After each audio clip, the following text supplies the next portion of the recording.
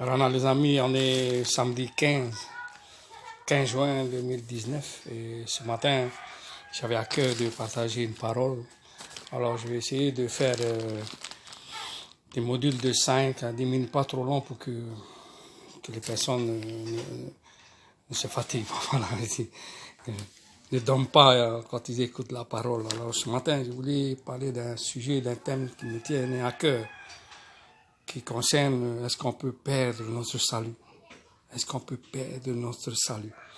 Et le texte que je voulais lire avec vous, si vous avez vos Bibles, se trouve dans Hébreux au chapitre 6, et du verset 1er au verset 8. Du verset 1er au verset 8. Mais je vais paraphraser pour aller plus vite, et si vous avez vos Bibles, prenez le temps de lire. L'Écriture Hébreux chapitre 6 nous dit ceci: quant à ceux qui ont été éclairés, qui ont goûté aux dons célestes, devenus participants à l'Esprit Saint et qui ont aussi goûté à la bonne parole de Dieu et les puissances du siècle à venir, et qui sont tombés, il est impossible de les ramener à une nouvelle repentance. Il est impossible de les ramener à une nouvelle repentance. Et nous allons voir le contexte, et certainement on va faire en 2-3 fois ce petit module de 5 et 10 minutes pour pouvoir comprendre la pensée de l'auteur, la pensée de Dieu dans cette parole. Alors, 3 choses que je voudrais que nous gardons à l'esprit lorsque nous étudions la Bible. Alors, la première chose, c'est que nous devons jamais douter de la parole de Dieu. Nous ne devons jamais avoir peur de la parole de Dieu, car la parole de Dieu est pour les enfants de Dieu. Notre papa d'amour n'a pas donné la parole pour nous faire peur, mais la parole de Dieu sera toujours en notre faveur.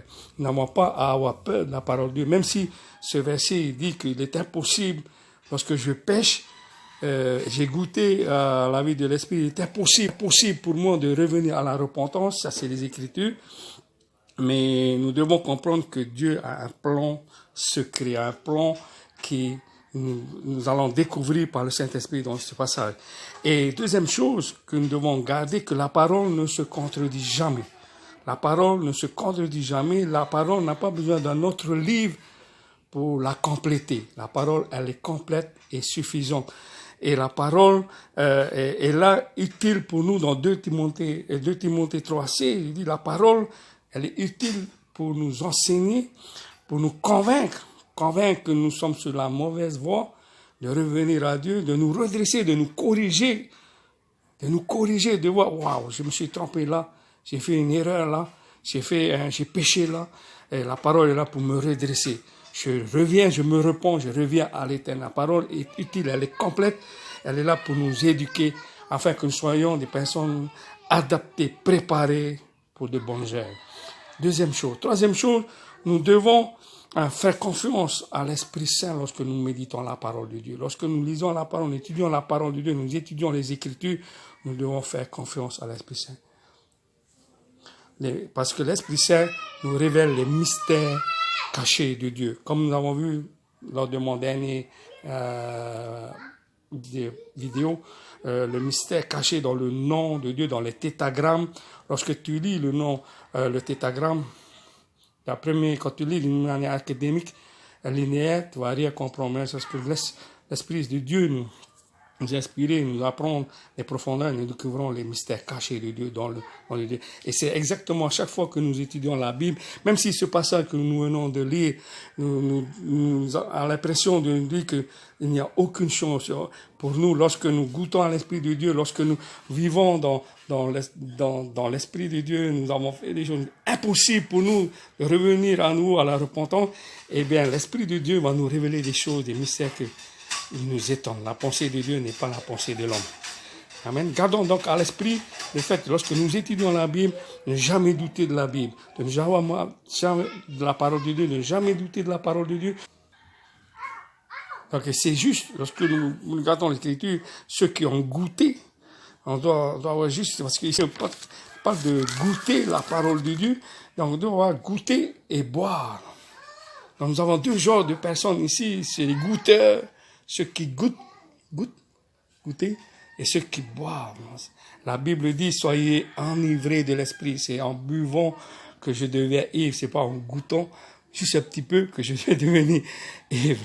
Et voici donc, quand on regarde dans le contexte de ce chapitre-là, on voit bien que dès le départ du chapitre 1er au chapitre 5, nous voyons que Christ est placé au-dessus des anges, au-dessus de Moïse, au-dessus de Josué, au-dessus des Lévites, au-dessus de tout prêtrise, ceux qui parlent des prêtrise d'Aaron, prêtrise de Melchisédek. Christ est au-dessus de tout ça. Le chapitre 1er au chapitre 5 nous montre que Christ est plus grand que tout cela.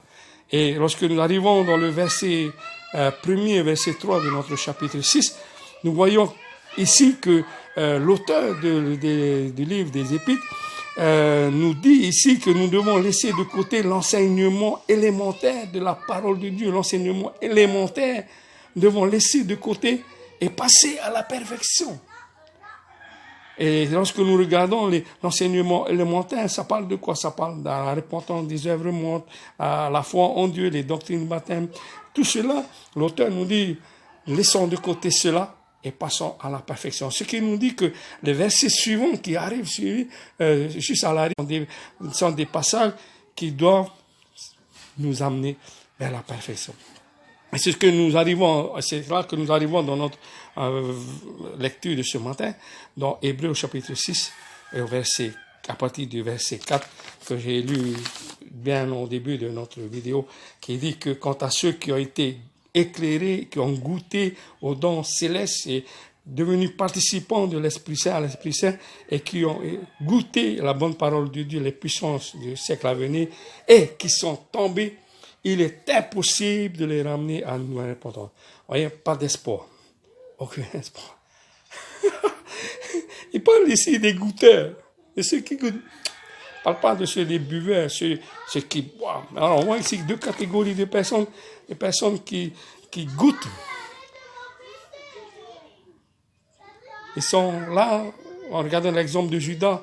Judas était là, c'était quelqu'un qui est un goûteur, c'était pas un buveur, c'était un goûteur. Il chassait les démons, guérissait les malades, il est avec Christ pendant 3 ans. Mais on a vu qu'à la fin, il va faire quelque chose qui n'est pas bien, on les goûtait. Voilà. Donc, on va revenir dans une prochaine vidéo à la suite de cet enseignement, parce que nous avons besoin de voir au-delà. On n'a pas à avoir peur. Moi, je suis un pécheur si j'ai péché. Et je me dis, waouh, il n'y a plus d'espoir pour moi de revenir à Dieu. Et si je lis ces versets de cette manière-là, waouh, il n'y a plus d'espoir. Mais non, Dieu est amour.